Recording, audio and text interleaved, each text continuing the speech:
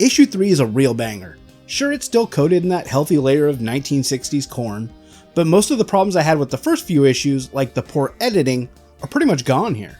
It's also time to meet one of my all-time favorite villains, Doctor Octopus. And our story starts off with Otto being blasted with pure, unfiltered 1960s MacGuffin juice. I mean, radiation.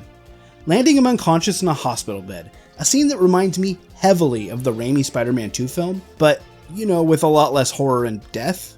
Also, I want everybody to check out this nurse here. She definitely has a mustache. She thinks we don't see it, but we do.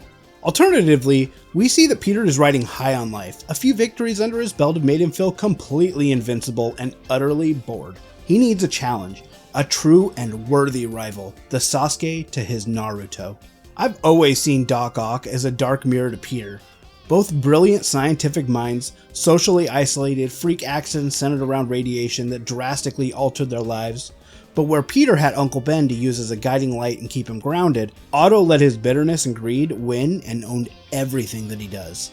When they finally confront each other for the very first time, Otto teaches Peter another valuable lesson, one that only a lucky few can. The Spider-Man isn't invincible, as he finds himself completely overwhelmed by the metal arms and hurled through a window, barely even seen as a threat. All of his newfound confidence completely evaporates, and Peter finds himself faced with a major case of imposter syndrome. He pretty much feels like he just can't do this anymore. Maybe this is as far as Spider-Man was meant to go.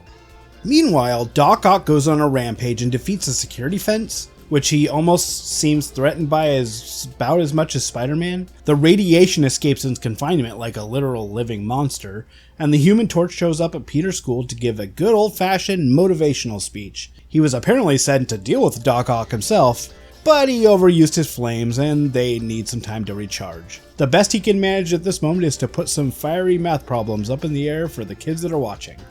To be completely honest, if I had a list of superpowered villains I knew could be out there to get me, I wouldn't be announcing my weakness to the world. But you do you, Johnny. Regardless, his speech inspires Peter to push through his problems. And for the first time we see one of the many traits that make Spider-Man so incredibly special. Peter's a hero defined by his resilience. He struggles, he fails, and he tries to give up, to walk away, but he always manages to dust himself off and put the mask back on.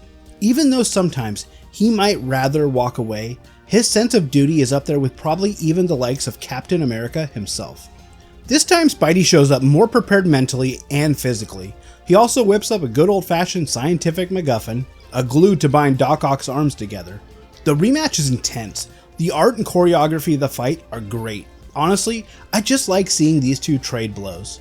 Peter quickly finds out that Ock's biggest weakness is him himself, as he is able to break through the army of metal arms and land a single, solid punch on the man, knocking him out cold. The issue wraps itself up, hinting to a future friendship between Spider-Man and Torch, and we get our first look at a long-running joke that Flash is Spider-Man's biggest fan.